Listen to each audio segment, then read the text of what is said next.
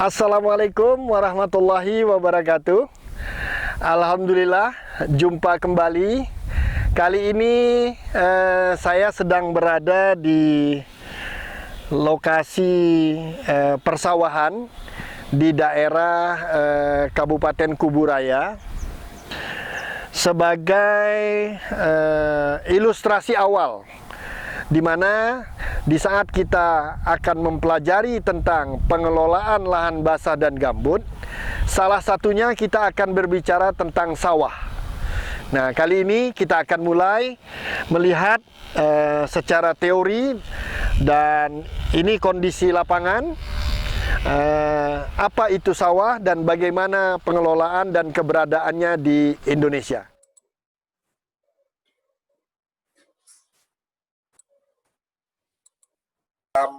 Beberapa kelompok atau subbab. Yang pertama terkait definisi, fungsi, dan manfaat. Yang kedua proses pembuatan. Yang ketiga tipe-tipe sawah.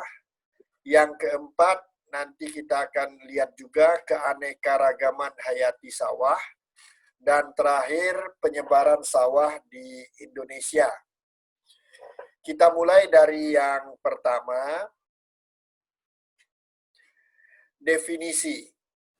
Sawah merupakan lahan basah buatan yang sangat penting di Indonesia karena sawah menghasilkan beras yang merupakan makanan pokok bagi sebagian besar masyarakat Indonesia. Mungkin saudara sering dengar pepatah atau sebutan belum makan kalau belum makan nasi, ya. Pada awalnya, kegiatan bersawah di Indonesia dilakukan secara tradisional di lahan yang tidak terlalu luas. Namun dengan meningkatnya populasi penduduk yang kemudian mendorong meningkatnya kebutuhan beras, maka kegiatan bersawah berlanjut ke program intensifikasi dan ekstensifikasi pertanian.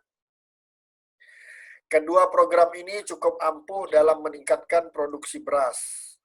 Hal tersebut terbukti dengan tercapainya swasembada beras di Indonesia pada tahun 1984.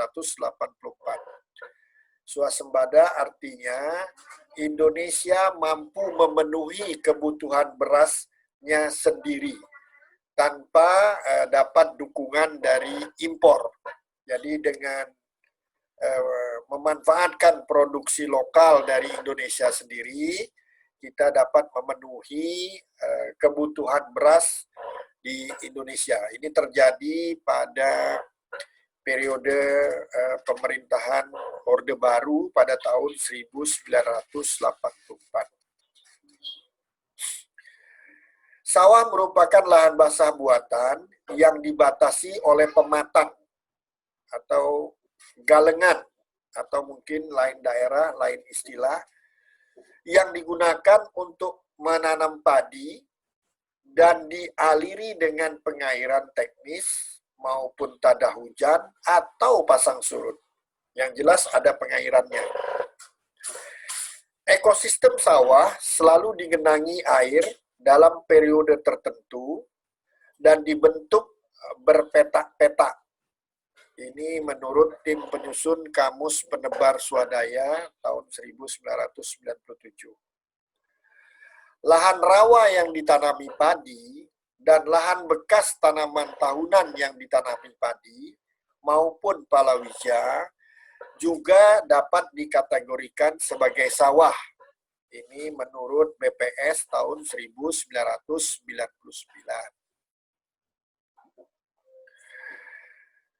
Dari definisi, sekarang kita beralih ke fungsi dan manfaat dari sawah itu sendiri.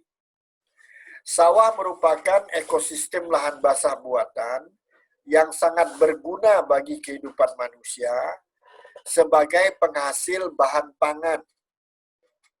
Sawah juga merupakan ekosistem perairan tergenang yang mendukung kehidupan berbagai jenis hewan dan tumbuhan air. Fungsi dan manfaat sawah tidak hanya terbatas pada penghasil bahan pangan, khususnya beras, namun sawah juga memiliki fungsi dan manfaat secara ekologis dan sosial budaya. Mari kita lihat. Yang pertama, fungsi ekologis dari sawah. Yang A, sebagai habitat berbagai jenis tumbuhan dan hewan. Habitat, mungkin masih ingat ya, tempat hidup. Sawah merupakan habitat lahan basah buatan yang dikhususkan bagi kegiatan budidaya padi. Sawah juga merupakan ekosistem perairan tergenang yang menjadi habitat hidup berbagai jenis hewan dan tumbuhan air lain, seperti ikan, siput, burung, serangga, amfibi, kangkung, dan genjer. Hewan-hewan yang hidup di sawah tersebut ada yang menghasilkan seluruh atau sebagian besar hidupnya di sawah, dan ada juga yang hanya singgah sebentar di sawah, misalnya untuk mencari makan. Hewan dan tumbuhan air yang hidup di sawah juga ada yang bernilai ekonomis, dan ada pula yang bersifat merugikan. Jadi ada positif, ada negatif. Burung, misalnya Loncura spp dan Ploceus spp. Tikus, Ratus argentiventer, dan wereng, misalnya Nila parvata Lugenstal, dan Nepothetic Cinticep unher, adalah contoh beberapa hewan yang merugikan karena bersifat hama. Ini menurut Sam dan Wurjandari tahun 2003. Ini yang merugikan. Yang kedua dari fungsi ekologi sawah yaitu pengendap lumpur dan zat hara yang dibawa air. Sawah yang hampir selalu dialiri dan digenangi air berfungsi sebagai pengendap partikel lumpur yang terbawa oleh air. Lumpur ini mengandung berbagai unsur hara yang dapat menyuburkan tanah, sehingga berfungsi sebagai pupuk bagi tanaman padi. Masih terkait pengendapan lumpur dan zat hara yang dibawa air, berkaitan dengan fungsi ini, sawah juga digunakan untuk mendaur ulang limbah organik. Contohnya di Austria, air dari kolom dasar danau yang kaya akan limbah organik dipompakan ke lahan pertanian untuk mengairi tanaman sekaligus memupuk tanah. Fungsi ekologis berikutnya yaitu sumber plasma nufah. Tanaman padi memiliki varietas yang sangat tinggi. Saat ini, International Rice Gen Bank memiliki koleksi sekitar 100.000 varietas padi yang dikumpulkan dari seluruh dunia. Ini data dari International Rice Research Institute atau IRI pada tahun 2004. Di Indonesia sendiri diperkirakan ada lebih dari 8.000 varietas padi lokal. Ini menurut Whitten et al. Tahun 1999. Masih sumber plasma nufah, padi merupakan salah satu tanaman yang dapat dikembangkan untuk menciptakan jenis baru yang lebih unggul, baik dari segi produktivitas, kecepatan pertumbuhan, rasa, maupun ketahanan terhadap penyakit. Masih, ini Whitten et al. Tahun 1999. Masih sumber plasma nutfah, dalam hal rekayasa genetik, tanaman padi mengalami perkembangan jauh lebih pesat dibandingkan tanaman lainnya. Hal ini terutama karena padi memiliki gen-gen yang relatif kecil, hanya 1/10 ukuran gen jagung. Varietas padi unggul pertama dihasilkan oleh tadi International Rice Research Institute ini atau IRI pada tahun 1965 dan mulai didistribusikan pada tahun 1966. perekayasaan genetik untuk pengembangan varietas padi unggul dilakukan untuk mengimbangi meningkatnya kebutuhan akan beras. Namun, ironisnya, pengembangan varietas padi unggul ini justru malah menekan keberadaan varietas padi lokal.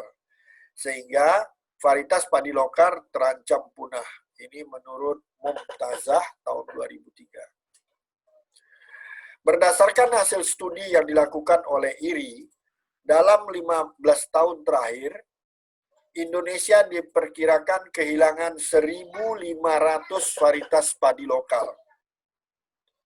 Tadi ya, data IRI juga mengatakan bahwa Indonesia diperkirakan memiliki 8.000 varietas padi lokal. Nah, dalam tempo 15 tahun,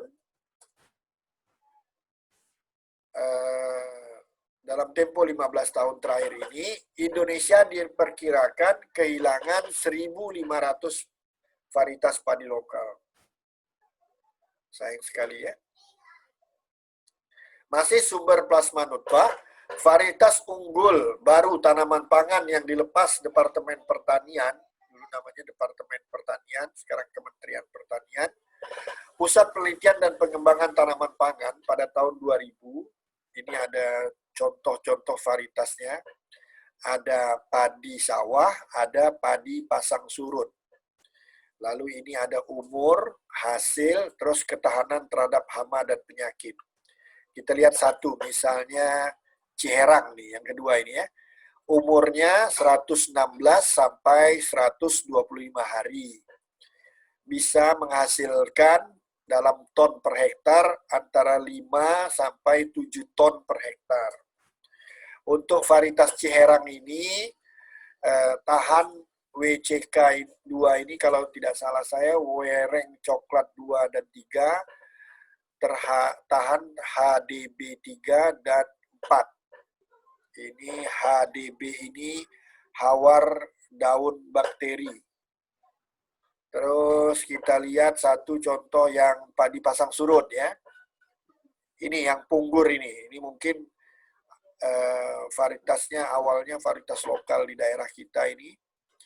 Ini umurnya hampir sama ya. Tadi dengan Ciherang yang 116 sampai 125. Punggur ini sekitar 117 hari panen. Terus hasilnya, ini agak rendah dibandingkan Ciherang tadi ya. Ini 4,5 sampai 5 ton. Ketahanannya hampir sama-sama tahan terhadap wereng coklat, tahan blas, toleran Fe dan Al. Wah, ini memang cocok sekali ya. Makanya dibilang padi pasang surut. Karena biasanya daerah pasang surut ini kandungan Fe dan Al-nya yang harus kita waspadai. Jadi ini salah satu contoh beberapa varietas unggul baru pada tahun 2000 ya, yang dilepas oleh Kementerian Pertanian, Pusat Penelitian dan Pengembangan Tanaman Pangan pada tahun 2000. Jadi padi sawah ini ada berapa ini? Ada 5 contohnya, lalu padi pasang surut ada 2, punggur dengan Indragiri. Oke? Kita beralih ke manfaat kedua, yaitu manfaat ekonomi sawah. Jadi dari nilai ekonominya nih. Sistem penanaman lahan oleh lebih dari satu macam tumbuhan secara bersamaan ini dikenal dengan istilah tumpang sari. Selain jenis tumbuh-tumbuhan, pada sawah juga terdapat ikan dan beberapa jenis hewan air bernilai ekonomis lain, seperti katak dan moluska. Sistem usaha tani yang menggabungkan budidaya padi dengan ikan dikenal dengan nama mina padi. Mungkin sering dengar ya. Kegiatan bersawah di beberapa daerah telah menjadi, ini udah bergeser ke ini. Aduh, maaf ya. Tadi manfaat ekonomi sawah ini hanya satu slide. Kita bergeser ke manfaat ketiga, yaitu manfaat sosial dan budaya sawah. Kegiatan bersawah di beberapa daerah telah menjadi cara hidup dan budaya bagi masyarakatnya. Sebagai contoh, masyarakat Hindu percaya bahwa padi merupakan ciptaan khusus Dewa Wisnu yang diperintahkan untuk ditanam. Di daerah Jawa, budaya bersawah juga merupakan kegiatan adat yang selalu dikaitkan dengan upacara adat. Contoh lain adalah petani Bali yang menggunakan sistem subak yang bersifat sosio-religius dan mandiri dalam mengelola irigasi sawah. Demikian bagian pertama dari penjelasan tentang sawah sebagai lahan basah buatan. Nanti kita lanjutkan ke yang kedua, yaitu proses pembuatan sawah itu sendiri. Mudah-mudahan ini bermanfaat, dan ini sumbernya adalah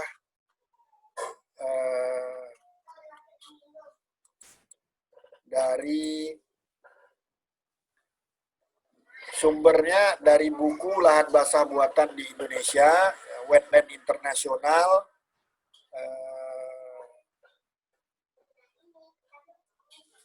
Demikian, terima kasih, sampai bertemu kembali di uraian berikutnya.